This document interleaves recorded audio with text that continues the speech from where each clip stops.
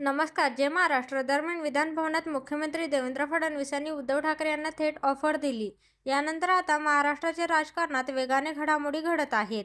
देवेंद्र फडणवीस आणि आदित्य ठाकरे यांची भेट झाल्याची माहिती आहे. या भेटीचा तपशील समोर आलेला नाही. फक्त भेटच नाही तर देवेंद्र फडणवीस आणि आदित्य ठाकरे यांच्यात बैठक झाल्याची माहिती देखील समोर आली आहे. देवेंद्र फडणवीस आणि आदित्य ठाकरे हे दोन्ही नेते वेगवेगळ्या कार्यक्रमासाठी मुंबईच्या बीकेसीमधील सोफिटेल हॉटेलमध्ये आले होते. यावेळी फडणवीस आणि आदित्य ठाकरेंमध्ये भेट झाल्याची माहिती समोर आली आहे. यावरूनच राजकीय वर्तुळात चर्चांना उधाण आलं आहे. मुख्यमंत्री देवेंद्र फडणवीस आणि आदित्य ठाकरेंमध्ये गुप्त बैठक झाल्याची माहिती समोर आली आहे. आदित्य ठाकरे आणि देवेंद्र फडणवीसांमध्ये 2 तास चर्चा झाल्याची माहिती देखील समोर आली आहे. उद्धव ठाकरे आणि देवेंद्र फडणवीसांच्या गाठीभेटी हा महाराष्ट्रातील राजकारणासाठी चर्चेचा विषय झाला आहे. 16 जुलै रोजी उद्धव ठाकरे पावसाळी अधिवेशनाच्या कामकाजात सहभागी झाले. कामकाजाच्या आधी लॉबीत फडणवीस आणि ठाकरेंमध्ये हास्यविनोदात नमस्कार झाला.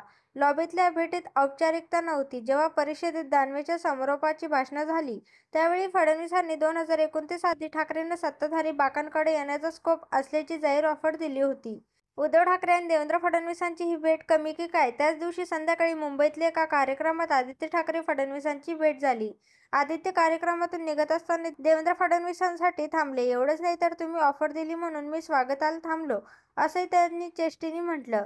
ठाकरे फडणवीसांच्या नात्यात सहजपणा आलेला असतानाच उद्धव ठाकरेंनी पुन्हा फडणवीसांची भेट घेतली होती. एवढंच नव्हे तर दोन्ही नेत्यांमध्ये बंद दाराआड ही चर्चा झाली. चर्चेचा तपशील बाहेर आला नसला तरी या दोघांच्या भेटीत राजकीय वातावरण मात्र भलतंच तापलेलं पाहायला मिळालं. राजकारणात जे दिसतं तसं काहीच नसतं. उद्धव ठाकरे आणि देवेंद्र फडणवीसांच्या गाठीभेटी औपचारिक असल्याचं सांगण्यात आलं तरी आतमध्ये काहीतरी वेगळंच शिजल्याचा वास येतोय.